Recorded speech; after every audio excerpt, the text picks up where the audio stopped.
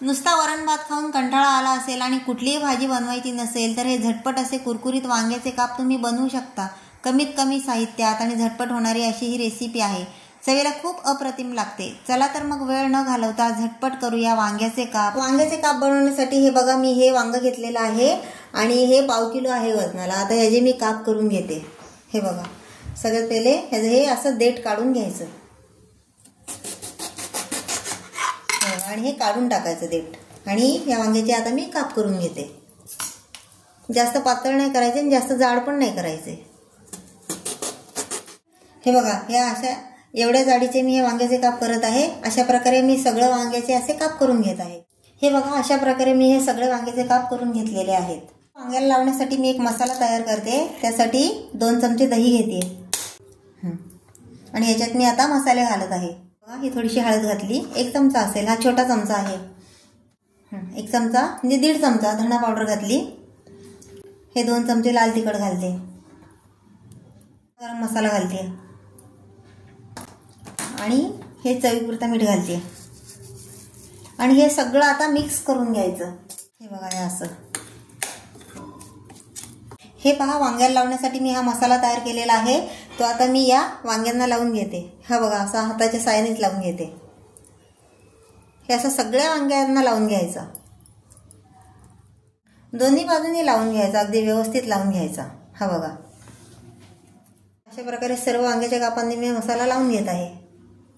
तेव्हा अशा प्रकारे सर्व वांग्याच्या कापांना मी हा मसाला लावून घेतलेला आहे. आता वांग्याच्या कापांना कोटिंग करण्यासाठी मी एक मिश्रण तयार करून घेते. यासाठी मी 2 चमचे तांदळाचं पीठ घेतलं आहे. हा थोडासा रवा आहे तो घेतला आहे.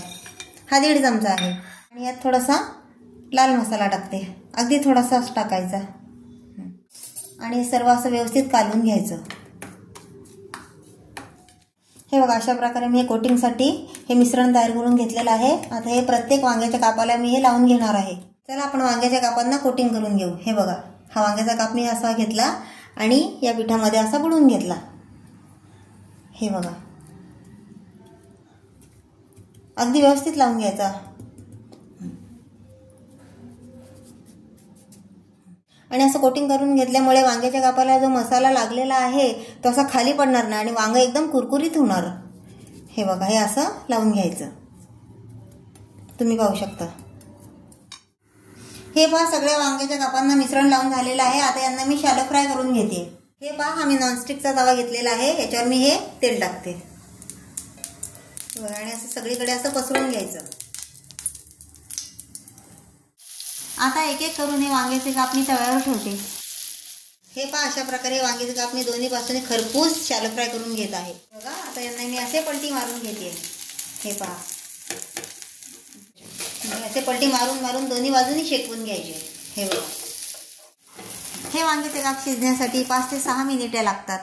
तुम्ही पाहू शकता हे वांग्याचे काप दोन्ही बाजूनी अगदी कुरकुरीत भाजून झालेले आहेत आणि वरून थोडीशी कोथिंबीर भुरभुरली आहे.